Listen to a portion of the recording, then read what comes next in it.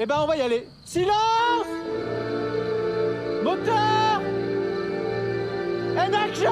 Bonjour tout le monde, je suis ravi de vous présenter ce nouveau concept. Vous le savez, je travaille dans la production audiovisuelle depuis bientôt 8 ans. Et depuis 8 ans, je navigue un peu dans la production avec pour objectif de varier et d'avoir le plus d'expériences différentes possible. Ça, c'est un objectif qui m'a amené à vivre des drôles d'aventures, notamment de produire un espèce de Burger Quiz version rap avec rap jeu, en passant à la gestion d'un long métrage horrifique tourné en 2 semaines avec une équipe réduite, avec entre autres des prods Netflix, des prods au Studio Bagel, des prods de documentaires écolo pour On est prêt. En fait, j'ai fait un peu de tout. Et j'ai décidé dans ce nouveau format, dans Making of, de vous raconter un peu l'arrière du décor, en fait, les coulisses, le backstage de ce que j'ai produit. Enfin, ce que j'ai produit jamais seul, évidemment. Moi, je suis chargé de production. Au-dessus de moi, il y a des producteurs ou des productrices. Faut pas vous fier au titre, j'ai évidemment, par exemple, pas produit un long métrage horrifique absolument seul. Ça aurait été absolument impossible. On travaille toujours en équipe à la prod. Et je vais vous raconter ces aventures de tournage, de production les plus folles que j'ai pu vivre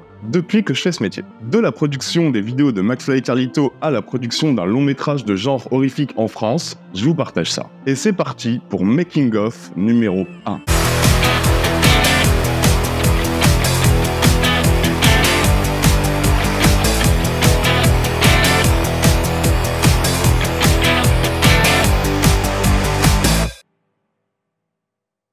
Ok, alors les amis, est-ce que vous connaissez le film Stéphane ? Le film Stéphane, c'est un film qui est réalisé par Timothée Hochet et Lucas Pastor. C'est leur premier long métrage. Et c'est un film qui est produit par Monsieur Poulpe et Vanessa Bria. C'est aussi leur premier long métrage produit. C'est un film qui est sorti l'année dernière, qui a fait pas mal de festivals, qui a été diffusé ensuite sur Canal+.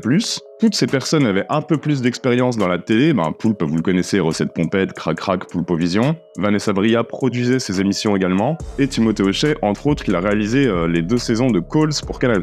Et tous ensemble, ils ont eu l'idée de réaliser un film qui s'appelle donc Stéphane. Mais en fait, de quoi parle Stéphane ? En fait, Stéphane, c'est un film méta qui va suivre un apprenti cinéaste qui veut réaliser son premier film, qui se prend un peu pour Spielberg, qui est très prétentieux, qui sort d'études et qui croit qu'il fait mieux que tout le monde. Sauf qu'en fait, ses films sont quand même assez terribles. Et durant le tournage de son film où il se fait planter par ses acteurs tellement il les maltraite, il rencontre Stéphane. Stéphane qui est un mec qui a l'air dans un premier temps complètement beauf, serviable, un peu gentil, mais un peu chelou aussi, qu'il prend sous son aile et qui veut l'aider à finir son film. Stéphane devient l'acteur principal de Tim, du coup, le jeune étudiant en cinéma, sauf que peu à peu, Stéphane semble être de plus en plus chelou, s'invente une vie, mais on sait pas s'il se l'invente vraiment, semble de plus en plus dangereux même, et on est sur un film qui est un mix entre Evil Dead, le projet Blair Witch et une sorte de documentaire à là, c'est arrivé près de chez vous.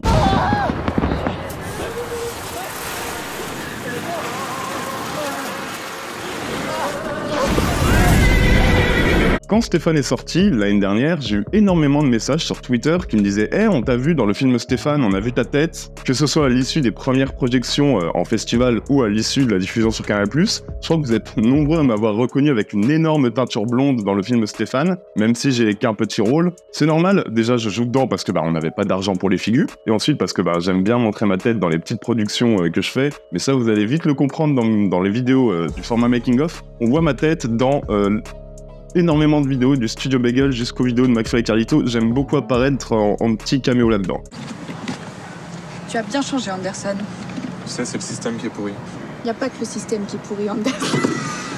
Bref, on est en 2021 et je reçois un coup de fil de Poulpe et Vanessa, avec qui j'ai déjà travaillé pas mal sur Crac Crac et sur d'autres projets. Et ils m'appellent en disant qu'ils ont envie d'autofinancer un film, le premier film de Timothée et Lucas Pastor, un film de genre français qu'on devra tourner en 3 semaines avec un budget extrêmement restreint. Ce qui n'existe pas, c'est le budget d'un court-métrage produit. Et ils me proposent cette espèce d'aventure complètement folle de partir en Ariège tourner un long-métrage avec un budget ridicule en 3 semaines et avec une équipe extrêmement réduite. Je trouve l'idée complètement dingue. Vous savez que moi j'adore les histoires, les anecdotes de tournage comme les Evil Dead, comme les projets Blair Witch. et je pense que c'était une référence qui a été un petit peu partagée par toute l'équipe.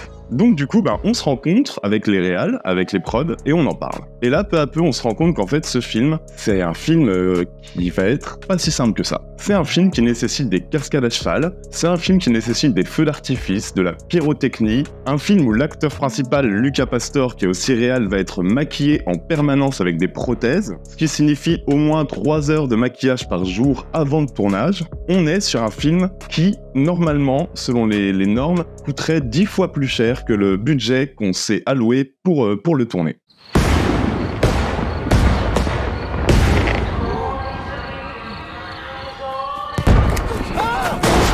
Bon, c'est pas grave, en fait, c'est ce genre de film où il y a un truc qui est très important et c'est notre rôle en tant que producteur, c'est la production value, c'est donner l'impression que le film coûte 3 fois plus cher qu'il n'a coûté réellement. Du coup, très vite, tout se met en place et je rencontre Justine Penasotive qui devient ma directrice de production. On est un binôme à la prod, pendant que Poulpe et Vanessa font plutôt des prods artistiques, c'est-à-dire qu'ils travaillent sur le scénario avec le réal. Nous, on doit, en quelques semaines, monter et organiser et mener à bien le tournage. Très vite, avec Justine, on décide de quitter les bureaux, de quitter Paris et d'aller en repérage un petit peu à l'arrache, rencontrer des gens en Ariège, là où on était censé tourner. Et concrètement, ce qu'on va faire là-bas, c'est partir 3 jours et connecter avec les locaux, notamment les locaux d'un petit village qui s'appelle Lavelanet, qui est un petit peu notre lieu de tournage principal. On part là-bas et en fait, on parle aux gens. On picole avec eux, on mange avec eux, on leur parle du film, on leur demande s'ils sont OK d'être figurants, on leur demande s'ils connaissent un cascadeur à cheval, on leur demande s'ils sont OK pour nous monter des grues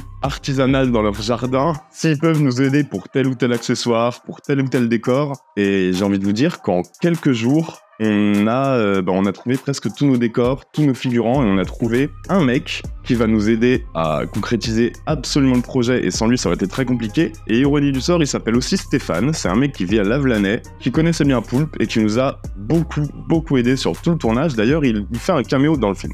Je finis juste mon verre et... Qu'est-ce que tu fous ? Oh, merde. Une équipe de long métrage en France, on est sur au moins, je dirais, de la pré-prod à la post-prod, 80 personnes, mais vraiment minimum. Nous, on était 10. Et c'est le genre de film où on se rend compte très vite qu'en tant que prod, tu vas avoir toutes les casquettes. C'est-à-dire que tu vas être accessoiriste, tu vas être repéreur, tu vas être régisseur, et en plus de ça, tu dois être prod. Et vous savez quoi ? C'est le genre de tournage que j'adore en fait, parce que c'est le genre de tournage où il y a une telle solidarité dans l'équipe vu qu'elle est réduite et qu'on doit tous faire des trucs qui dépassent largement nos fonctions, qu'en fait, c'est sûr que pendant le tournage, moi je partais avec cette optique-là, les gens vont tous s'unir pour créer quelque chose, et créer quelque chose de beaucoup plus grand que soi en fait. On sait d'avance qu'on va vivre tellement d'événements qui n'arrivent jamais sur un tournage dit classique, qu'on va vivre tant d'espèces de péripéties qu'en fait c'est sûr que ce tournage ce sera une sorte de moment suspendu et que la seule chose qui peut rendre ce tournage plaisant, agréable, parce qu'on sait qu'il va être dur, c'est d'avoir une espèce d'énergie créatrice qui va juste pousser une bande de passionnés à faire le mieux possible avec le peu de moyens qu'ils ont. Mais il y a des gens qui attendent, donc on va les laisser... Non, mais c'est juste que je l'ai eu sur toutes les autres prises, c'est pas cohérent. Oui, mais c'est le cinéma, ça, il y a des faux raccords tout le temps dans les vrais films aussi. Donc on va pas s'attarder là-dessus. Okay. Merci beaucoup, François. Ceci étant dit, c'est le grand jour. Après encore quelques petites semaines pour caler le plan de travail avec l'assistante réalisatrice, on emmène l'équipe en Ariège pour le premier jour de tournage. Les gars, on n'a pas de scénario.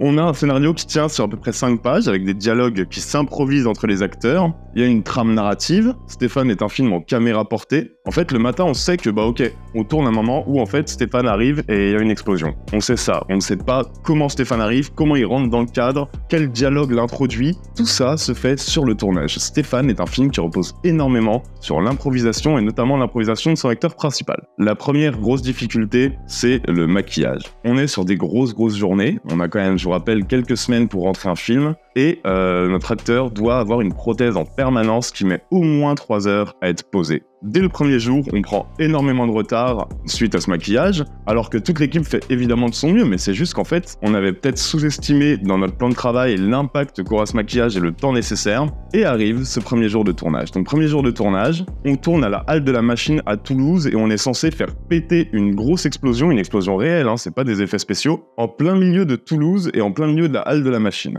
pour ceux qui connaissent. Pour ce premier jour, je suis chargé de prod et je suis aussi le pire figurant du monde. Honte de nous regarder bizarre, mais Non, mais pardon, excuse-nous, C'est le texte c'est moi. qui vous... Non, c'est moi, j'ai eu un sourire.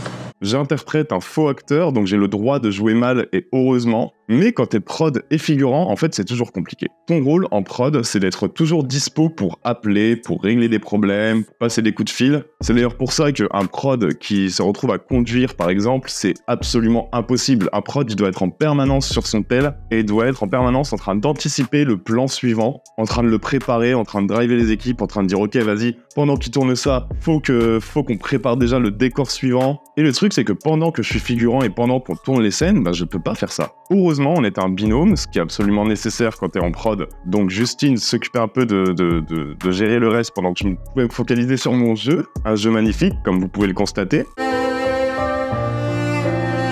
Et voilà, le tournage se passe et on arrive à rentrer le premier jour. On est tous très contents de ce qu'on a fait et l'aventure commence et vous voyez cette espèce d'énergie créatrice dont je vous parlais, je pense qu'on l'a tous très très vite ressenti. Et à partir de là, les situations assez incroyables se sont multipliées pendant les 2 semaines de tournage. Ce moment où on a Xavier, notre chef-op, qui est obligé de tamiser des lumières avec du papier toilette parce qu'en fait on n'a pas de location de matériel. Ces scènes où les cascades sont faites par l'acteur mais complètement improvisées, ce qui fait qu'il va quand même finir avec un gros bleu. Notamment cette scène où il se fait tirer par un quad qui a été coupé au montage, où Lucas Pastor à un moment se fait tirer par un quad, et on a juste accroché un vieux matelas au quad. Il est censé sauter sur ce matelas, évidemment il se rate. Mais c'est assez fou de voir ce plan en fait, c'est assez incroyable, parce que tout est fait avec un système D dingue, mais à la fin, ben, tout fonctionne en fait. Tu peux te mettre juste là derrière. D'accord. Allez Tim, qu'est-ce que t'attends? Viens, allez! Mais non, c'est trop dangereux! Il y a 2 choses seulement sur lesquelles on n'a pas déconné, parce que c'était de la pure sécurité, c'est l'artificier. On est passé par un copain qui s'appelle Maratier, qui a bossé avec des grands films américains et qui nous a fait une fleur en acceptant de venir s'occuper des armes du film pour nous.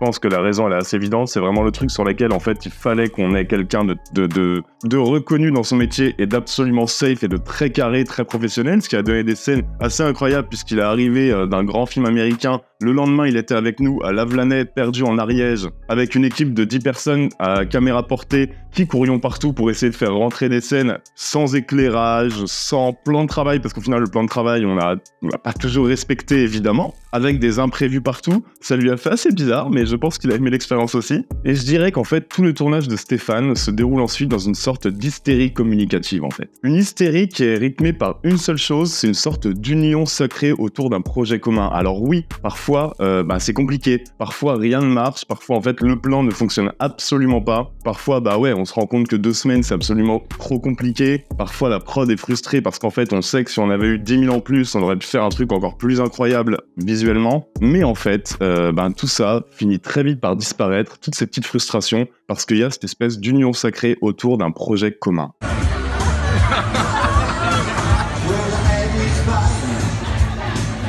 C'est quelque chose que j'ai très rarement ressenti durant les tournages, beaucoup plus cadré, beaucoup plus professionnel entre guillemets. Ce tournage-là était à la fois peut-être le plus difficile, mais aussi celui où on avait le plus, je pense, l'impression de faire partie d'un tout, et où on rentrait crevé tous les soirs, plein de boue, plein de terre, mais où, en fait, on savait pourquoi on le faisait. Et il n'y avait pas de question d'échelle, de hiérarchie. J'ai vu le réalisateur qui était occupé à s'occuper du maquillage de son acteur. J'ai vu des situations absolument dingues qui n'existent jamais sur un tournage, mais en fait, on mettait tellement tous la main à la pâte. Cette union sacrée, elle vient de ce système D-là. Et vous savez quoi, en fait, c'est ce qui me donne envie de me dire que, en fait, c'est là où je me suis rendu compte qu'un tournage, c'est un peu comme une vie condensée, en fait. Tu t'aimes, tu grandis, tu t'engueules, tu t'aimes plus, finalement, t'as un problème, tu le surmontes, tu te re-aimes. Et en fait, t'as pas d'autre choix que de grandir ensemble, en fait. Ce tournage, il m'a appris ça. Et si les problèmes se succèdent et les situations improbables se succèdent pendant plusieurs semaines, en fait, on sait que finir le film, c'est tout ce qui compte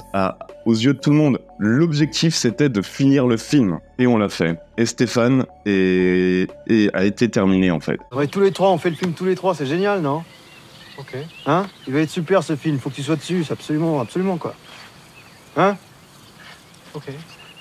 Tant bien que mal, on a réussi à rentrer ce film, qui a pu aller ensuite en post-prod, puis qui a fait une petite tournée des festivals. Il fait son petit tour en festival, puis il a été acheté par Canal+. Ça, c'est une anomalie. Canal+, généralement, achète des films sur un scénario. Il préachète un film, en fait, par le nom des auteurs, par le nom des producteurs, par la qualité du scénar. Nous, on a fait tout à l'envers. On a fait le film et ensuite on est allé chez Canal+ pour leur dire au fait, regardez, on a ça si vous voulez. Et ça, ça vient de l'envie de cinéma de 2 producteurs, Vanessa Bria et Monsieur Poulpe, qui ont investi l'argent de leur société sans aucune aide, sans aucun financement, pour produire le premier long de 2 jeunes auteurs, donc Lucas Pastor, Timothée Hochet. Une envie de cinéma qui te permet d'aller vraiment vite, puisque entre l'idée de Stéphane et la fin du tournage, il y a eu quelques mois, qui te permet de t'affranchir aussi de pas mal de règles et de tout l'administratif, puisque faut savoir qu'un long métrage français, entre l'idée et la sortie, généralement, c'est entre 2 et 3 ans. Nous, ça a plutôt été entre 5 et 6 mois. Ça a des bons côtés si tu as les moyens de le faire, mais ça a aussi des petites difficultés, ce qui est que normalement, un film autofinancé, autoproduit, c'est aussi un film qui aura très peu de visibilité puisqu'il ne sera diffusé nulle part si ce n'est en festival. Même le film terminé, tout est à faire en fait, et du coup il a fallu convaincre Canal d'acheter Stéphane après sa fabrication. Et Stéphane est donc disponible sur MyCanal, et plus que le film en lui-même, sur lequel je vais pas faire une critique parce que je vais vous laisser le juger si vous voulez le découvrir, et découvrir mon jeu d'acteur fascinant. Ce qui est important et ce qui m'a marqué moi dans cette aventure Stéphane, c'est que le cinéma c'est un objet de fantasmes. Des fantasmes qui sont souvent bien éloignés de la réalité d'un tournage. Et c'est ce que je veux faire avec ce nouveau format aussi. Vous présenter ce décalage entre ce que les non-connaisseurs pensent savoir d'un tournage de cinéma, des effets spéciaux, de la thune à foison, et la réalité concrète, c'est-à-dire des régisseurs qui cherchent des systèmes D en permanence, des acteurs qui s'automaquillent, de l'improvisation permanente, mais ça même sur les gros tournages c'est le cas. J'ai rencontré des gens, j'ai notamment rencontré Justine qui était directrice de production sur le film, comme je l'ai dit, qui aujourd'hui m'accompagne en tant que productrice avec sa société sur d'autres projets qu'on est en train de développer. Mais Stéphane restera toujours dans ma tête comme étant une totale anomalie et un tournage qui s'annonçait extrêmement compliqué qui, grâce au talent, à l'énergie et à la débrouille de ses créateurs est devenu quelque chose d'inoubliable et d'assez touchant. En fait, pour moi, Stéphane, il traîne avec lui une sorte d'idée, c'est que parfois le processus de création et les rencontres et les souvenirs qu'il crée, ça vaut tout autant que l'objet final créé en fait. Le tournage de Stéphane, à mon sens, est au moins aussi réussi que Stéphane, au moins aussi décalé, au moins aussi unique, et d'être une petite équipe de 10 personnes qui bricolent un film de manière hyper artisanale pour mener à bien cette mission, c'est totalement l'amour du cinéma que je veux transmettre, un tournage hors norme et un tournage porté par un pur amour de l'art.